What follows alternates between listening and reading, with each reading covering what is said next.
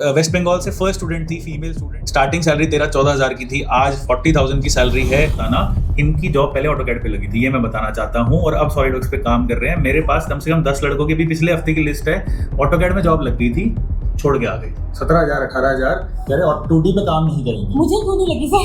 मतलब बहुत मैं तो बहुत अप्रिशिएट करती हूँ इस चीज को। आप बहुत चीजें सिखाते हैं और बहुत चीजें कराते हैं कि बच्चे सीवी में डाल सकें। अब पोर्टफोलियो बनवा दिया, इतनी मोटी फाइल लेके जाते हैं मेरे स्टूडेंट्स, 60-70 डिजाइन बना के और रिज्यूमे, और सब सेलेक्ट हो रहे हैं। बिल्कुल होंगे ना, हमको दिख रहा है काम आपका। जब आपका काम दिखेगा तो ऑब्वियसली बस तो वो पोर्टफोलियो फ्रेशर के लिए बहुत बढ़िया है। मैं तो कहता हूँ अब लोग हमें कॉपी कर रहे हैं, हमें कॉपी करके जीडीएनटी का नाम बोल रहे हैं, आता उनको नहीं है। एक्चुअली जीडीएनटी बहुत टफ होता है। इंजीनियरिंग ड्राइंग शुरू हमने करी थी, पोर्टफोलियो हमने शुरू करा था। अब आगे देखते हैं आगे और क्या शुरू होगा, क्योंकि लिंक्डइन तो मैंडेटरी है आपके लिए, वो एक हैबिट में डालना पड़ेगा। वो मैंडेटरी है। जितना इंपॉर्टेंट सॉफ्टवेयर है उतना इंपॉर्टेंट लिंक्डइन पे काम करना फिर भी हो जाते हैं। आज जो जा रहा है वो तो कुछ भी नहीं कर पा रहा। एआई आ गया, आपके टाइम पे एआई नहीं था।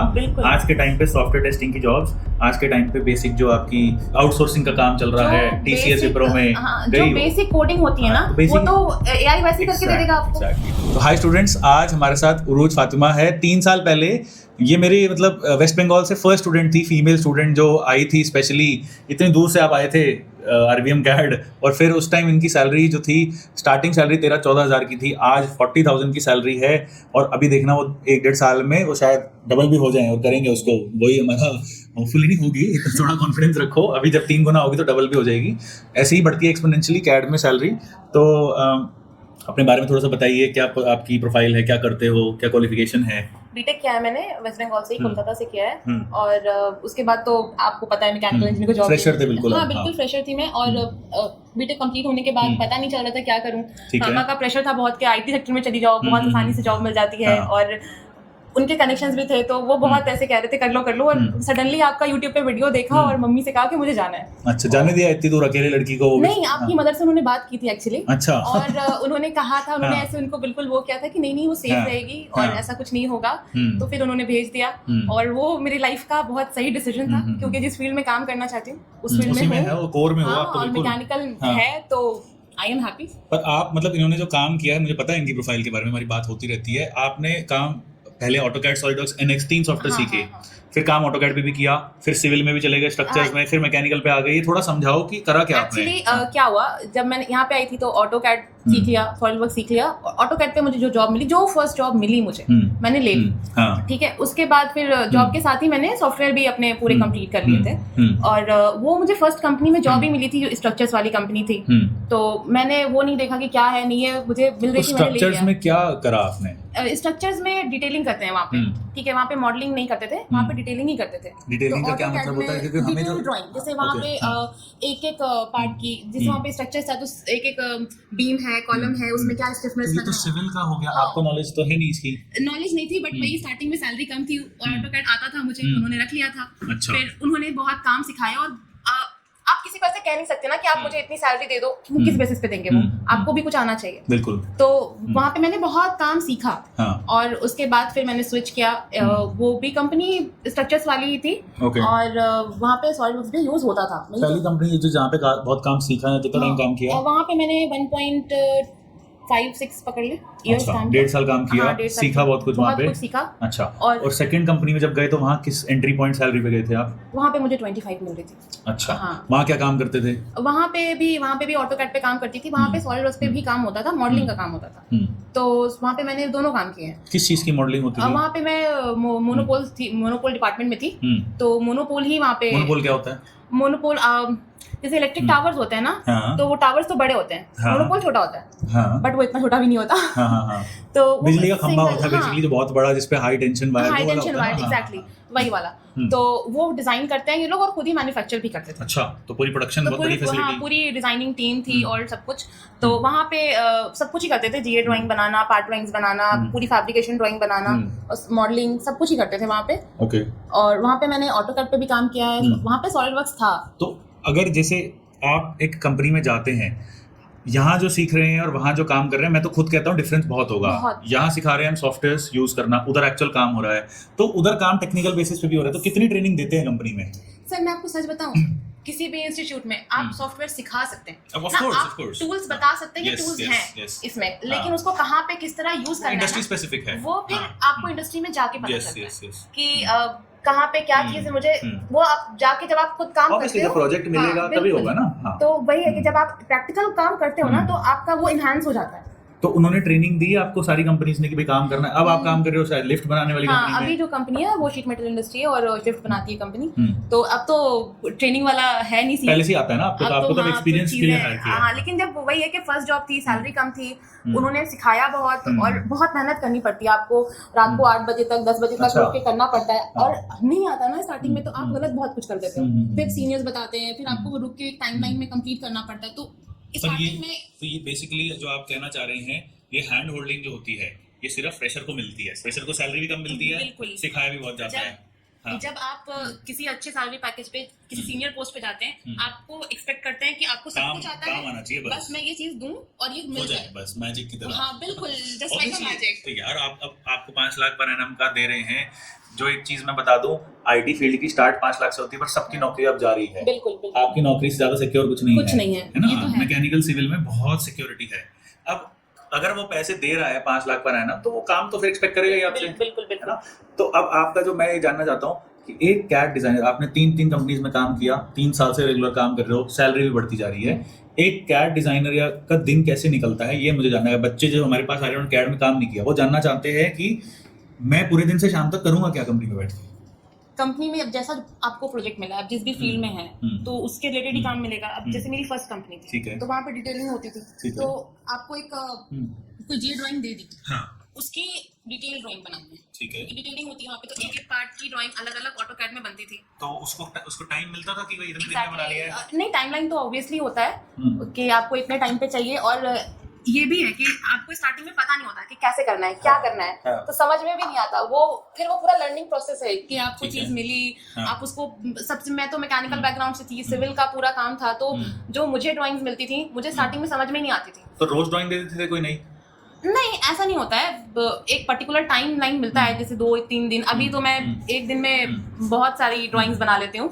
नहीं, मेरे को ये समझना है कि कुछ तो एक शेड्यूल होता है ना भाई। जैसे लेट्स सपोज आपको एक ड्राइंग मिल गई, कर ली, उसके बाद क्या कुछ और, मतलब कितना काम है वहाँ पे? अनलिमिटेड काम है, करते जाओ। देखिए, सिविल लाइन में क्या होता है ना कि अब वो 3 साल 4 साल का प्रोजेक्ट होता है। अच्छा। ऐसे नहीं खत्म हो रहा है, चीजें आती जा रही है। हाँ, तो वो आपने एक ब्रिज की ड्राइंग अगर ले ली है ना, तो वो चलते रहता है। और फिर ये भी होता है कि अब वो चीजें बन गई, तो वो प्रॉपर नहीं बनी, या उसमें कुछ रिवीजन आ गया, हाँ, तो रिवीजन तो बहुत आते हैं। ओके। तो वही चीज पे फिर से काम करना है। और सबसे ज्यादा वो होता है ना कि जैसे मैंने बताया, मेरा मैकेनिकल बैकग्राउंड था, सिविल नहीं था, तो स्टार्टिंग में तो मुझे ड्राइंग को अंडरस्टैंड करने में बहुत। तो कैसे समझ आया फिर? कॉलम बीम और पता नहीं क्या क्या। सबसे ज्यादा तो उसका प्लान दे दिया, आपको टॉप व्यू दे दिया। अब आपको पूरा इमेजिन करके बनाना है कि यहाँ पे ये कॉलम लग रहे हैं, इतनी हाइट पे। तो उसके लिए तो सिविल नॉलेज चाहिए। एग्जैक्टली। तो वो था बहुत मेरे लिए चैलेंजिंग भी उस टाइम में, बट सीनियर मुझे बहुत अच्छे, हाँ, वो उनका था कि तुम अगर यहाँ हो तो तुमको काम तो करना ही पड़ेगा। तो बहुत मतलब टाइम भी लगा और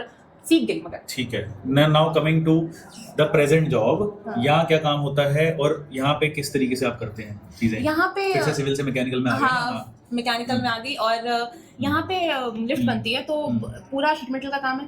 हाँ, पूरा उसका लिफ्ट का बनता है, शीट मेटल पे है पूरा। उसमें भी पूरा प्लान बनाना होता है क्लाइंट को देने के लिए, जैसे ये ड्राइंग बनाते हैं हम लोग वैसे। फिर फैक्ट्री के लिए भी उनको 3D मॉडल चाहिए, तो भी बना के देना होता है। फिर फैक्ट्री के लिए भी आपको पार्ट ड्राइंग्स बना के पूरी देनी पड़ती है। आजकल डिजाइन आ रहे हैं, बिल्कुल। वो क्लाइंट के ऐसे होते हैं ना कि अभी मैं 3-4 दिन पहले या 1-2 हफ्ते पहले मैंने क्लाइंट को मोर चाहिए अपनी सीलिंग में, मोर बना के दिया। मोर अगर कुछ भी कस्टमाइजेशन है, एग्जैक्टली, मैं दिखाऊंगी आपको। मोर है या मतलब मुझे ऐसा लगता है कि ये सब बहुत टाइम कंज्यूमिंग हो जाता है। तो पैसे भी तो फिर उस चीज के दे रहे हैं ना, फिर लेजर में काटोगे आप। मोर जो वो तो यूं काट देंगे, काटने में क्या, डिजाइन बनाने में वो बहुत। तो ये सब चीजें होती हैं वहाँ पे। ठीक है, अब द चैलेंजेस क्या हैं आपके हिसाब से? आप 3 साल 4 साल हो गए हैं, What are the major challenges in a design career? Sir, सबसे ज्यादा तो मुझे चैलेंजिंग बस यही लगता है कि पहले मैकेनिकल सेक्टर में जॉब लो। नहीं, वो लगवाना हमारा काम है। थोड़ा पेशेंस रखो फिर। और ऐसा नहीं है कि आपने जॉब लगा दी तो आप घोल के पिला नहीं सकते हो किसी। It will take time. आपको अपना स्ट्रगल करना पड़ेगा, अपनी मेहनत करनी पड़ेगी, और आपको खुद लर्न करना पड़ेगा। कोई आपको बैठा के, और कोई भी कंपनी आपको बैठा के पैसे नहीं दे रही है। तो वो आपको उस लेवल का काम, हाँ आप ये कर सकते हो कि आप लोगों के पास जाओ जो उस लेवल की सैलरी ले रहे हैं जो आपको चाहिए, और उनका काम देखो वो क्या काम करते हैं, वो अगर यहाँ तक पहुंचे हैं तो किस तरह पहुंचे हैं, उनको क्या क्या आता है, उनसे सीखो कि हाँ भाई हमें अगर यहाँ तक जाना है तो हमें क्या क्या करना हो। तो मैकेनिकल में मैं यही कहता हूँ कि it is not like IT में क्या है, कॉलेज का सीखा हुआ लड़का भी सीधा हाई लेवल पे पहुंचा देता है, वो एप्स कोडिंग कर रहा है, कुछ कर रहा है। मैकेनिकल में टाइम लगता है सीखने में, लीनियर ग्रोथ होती है, स्लो होती है, बट होती है। जैसे वो होता है ना कछुए की चाल वाला हिसाब, वो चलता जाता है, रुकता नहीं है कभी भी, बट चलेगा स्लोली। और मैकेनिकल उसमें आईटी में क्या, वो खरगोश की तरफ भागेगा, फिर कभी लेफ्ट मारेगा, लेफ्ट राइट मारेगा, that is the difference. Mechanical में एक चीज ये भी है ना कि आपका जितना भी वर्क एक्सपीरियंस है वो हमेशा आपके लिए काम आएगा। Yes, it is like gold. और जितने आप पुराने हो जाते हैं उतने ज्यादा आप वैल्यूएबल हो जाते हैं। और आईटी सेक्टर में ये चीज, आईटी सेक्टर उल्टा है, जस्ट उल्टा है। हर दिन नया कुछ सीखना, जितना पुराना होगा बंदा उतना वो आउटडेटेड हो जाएगा। बिल्कुल, क्योंकि वहां तो अपडेट सब कुछ हो रहा है, आपको हर दिन कुछ नया सीखना पड़ेगा। तो मेन चीज एंट्री है, कैड का चैलेंज जो है, that according to you is what?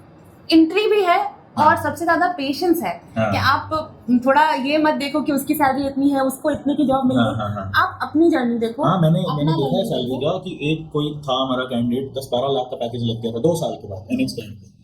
कैसे लगा उस लड़के की भी तो कुछ बात थी ना, कंपनी पे पैसे कितने थे, प्रोजेक्ट कैसा था, lots of parameters are there. ये भी होता है ना कि आपको एक सही पॉइंट ऑफ टाइम पे एक सही चीज मिल भी गई। हाँ एग्जैक्टली, वो तो कह रहा लॉट्स ऑफ पैरामीटर्स लग चल गया उसका, उस टाइम आ गई थी। बिल्कुल। उस टाइम उसने अप्लाई करा, अप्लाई करने के बाद सही प्रोजेक्ट पे वो चला गया।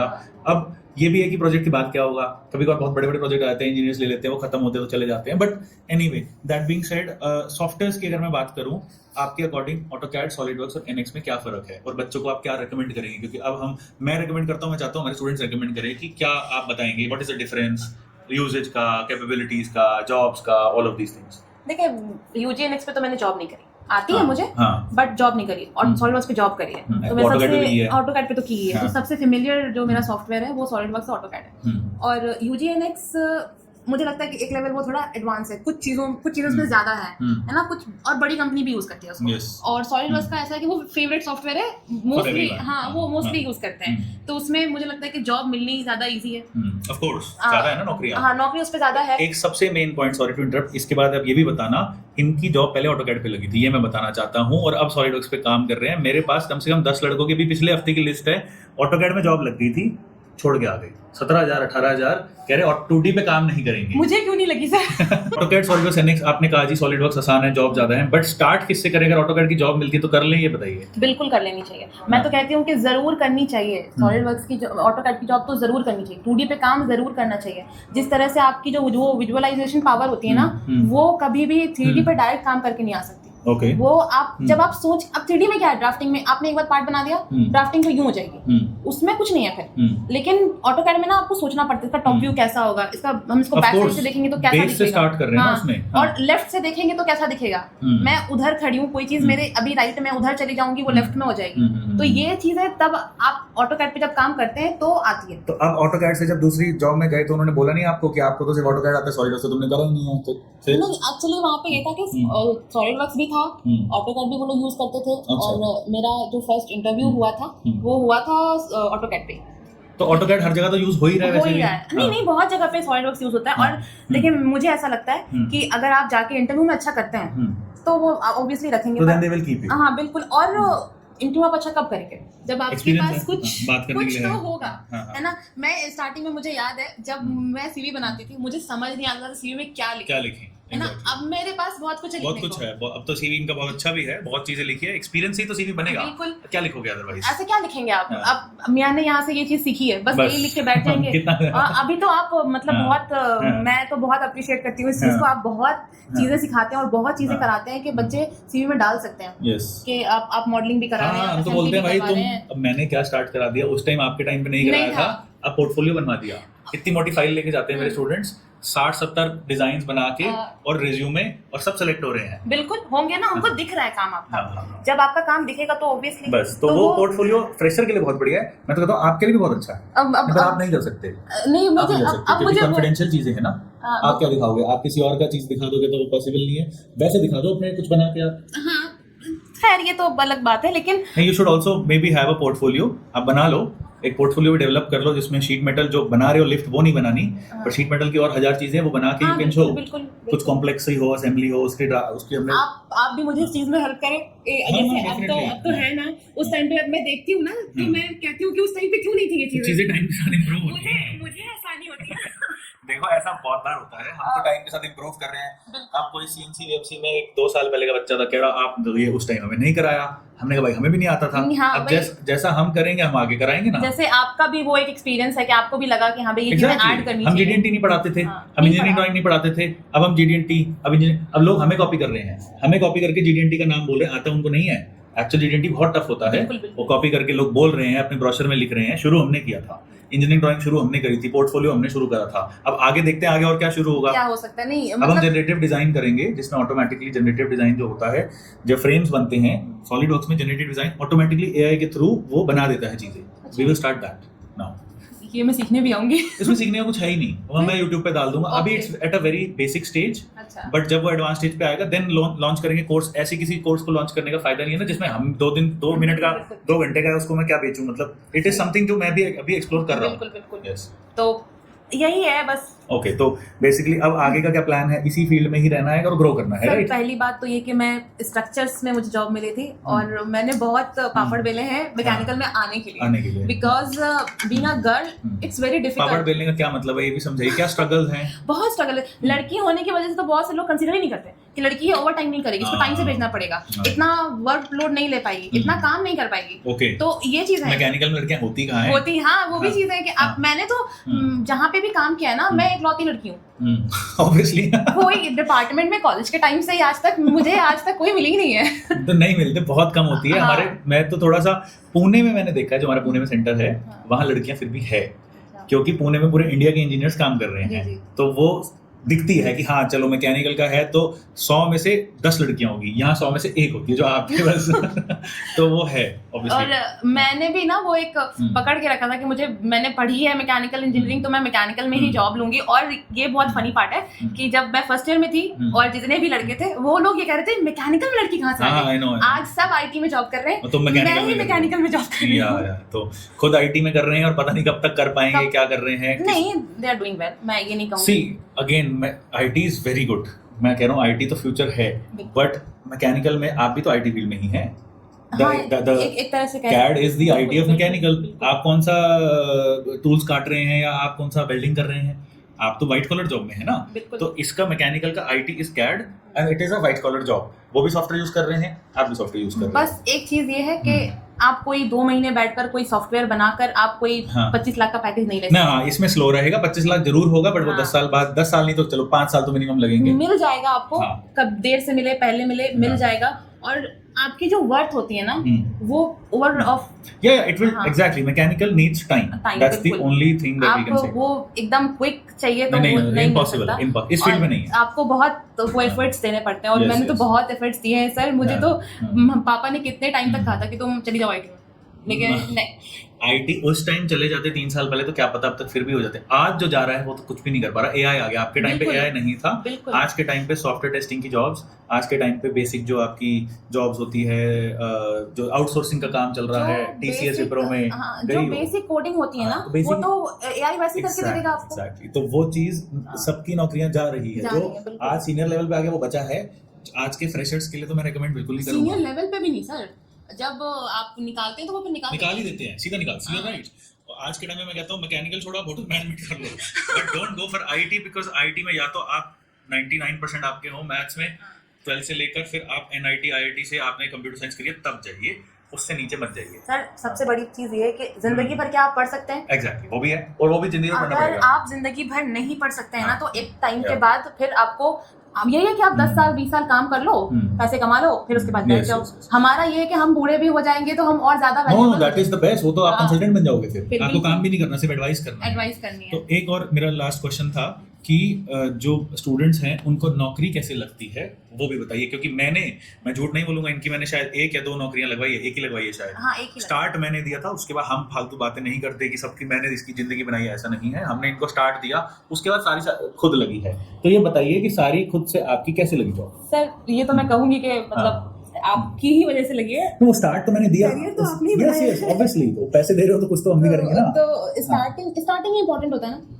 उसके बाद कैसे लगी? उसके बाद फिर आप जब काम करते हैं आपके अपने भी कनेक्शंस बनते हैं, है ना, आपके भी सीनियर्स होते हैं, उनकी भी रिकमेंडेशंस होती है, तो नेटवर्क हो गया। हाँ, आपका अपना जो नेटवर्क है वो चीज है। तो मेरे को तो ऐसे ही मिली कि किसी ने बता दिया, सब रेफरल से। हाँ, किसी ने कंपनी में बता दिया। What about नौकरी, लिंक्डइन, वर्क इंडिया, ये सब? मैं कभी भी सोशल मीडिया पे ना, किसी भी इस तरह के प्लेटफॉर्म पे, नौकरी is not a social media, मैंने कभी सर्च ही नहीं करी ना, मगर अच्छा, मतलब मुझे वैसे ही मिल गई। जैसे कि अब मेरे सीनियर थे, उन्होंने वैसे ही, मतलब ये भी नहीं कि मैंने कहा है कुछ इस तरह से, बता दिया बस वैसे ही कि अरे वहाँ पे है, तुम सीवी भेज दो, मैं मतलब जस्ट दे दिया उन्होंने, और कॉल आ गई, इंटरव्यू दिया, कॉल आ गई, चले गए बस। देखिए मैकेनिकल की कम्युनिटी भी भाई, तो अब रेफरल से ही जॉब लग गई। You did not go on Naukri, Indeed and all those things, आज तक तो मुझे होना चाहिए। अब इसका ये मतलब नहीं है कि आप आगे आपकी जॉब अब एमएनसी पे कोई रेफरल नहीं देने वाला। एमएनसी का आपको टेक महिंद्रा की जॉब आ रखी है हमारे चैनल लिंक्डइन पेज पे, देखो 5 साल एक्सपीरियंस चाहिए, 2 साल बाद में अप्लाई कर लेना, 12 lakh package straight away. But LinkedIn तो भाई मिनिमम है, लिंक्डइन के बिना आप कैसे बैठे हो? प्रोफाइल तो है, बट प्रोफाइल को एक्टिव करके उसमें बढ़िया सी एक फोटो डाल के लोगों को लिखो अमेजिंग जॉब, ये वो थोड़ा डालो क्या प्रोजेक्ट बनाए हैं, आपको जरूरी है। देखिए वो भी है ना कि मैं इतना एक्टिव रहती नहीं उस चीज में, रहते नहीं हो, मैं कह रहा हूँ आप टिकटॉक इंस्टाग्राम नहीं कह रहा, I am telling you LinkedIn तो मैंडेटरी है आपके लिए, वो एक हैबिट में डालना पड़ेगा, वो मैंडेटरी है। जितना इंपॉर्टेंट सॉफ्टवेयर है उतना इंपॉर्टेंट लिंक्डइन पे काम करना। मुझे उस पे ना ये समझ नहीं आता कि मैं कैसे अप्रोच करूंगी किसी को। वो अपने आप, जैसे आपने अप्रोच किया किसी को जॉब के लिए, आ गया ना, लिंक्डइन पे भी आ जाता है। पहले आप बनाइए तो सही प्रोफाइल, लिंक्डइन पे अपने आप लोग आपको ढूंढ लेंगे। जब आप चीजें डालेंगे, लिखेंगे 3 साल 4 साल का कैड एक्सपीरियंस है, people will find you easily. और नेटवर्क तो लिंक्डइन पे आपकी प्रोफाइल का क्या नाम है? उरूज फातिमा। तो मैं अब सारे स्टूडेंट्स का, बच्चे मांगते हैं नंबर दे दो, ये कर दो, वो कर दो, हम बोलते हैं लिंक्डइन पे ऐड करिए, मैम भी आपको जॉब्स देगी, आप भी अगर होगे तो मैम को जॉब दो, ताकि एक नेटवर्क बने आप लोगों का। Network is very important. आपको नेटवर्क का अहमियत तो पता चल गई, 3 नौकरियां उसी से लगी है, तो लिंक्डइन से तो वर्ल्ड वाइड लगेगी, जर्मनी की जॉब्स आती है। अभी तो मुझे जो मेरी 3rd कंपनी है ना, मुझे भी नहीं मालूम कि किसने रेफर किया था। So that is how it works. LinkedIn से आपकी रीच ऑल ओवर इंडिया पहुंच जाएगी। ओके, सो एनीवे, आप आई होप कि आपको अच्छा लगा होगा, कुछ समझ आया होगा।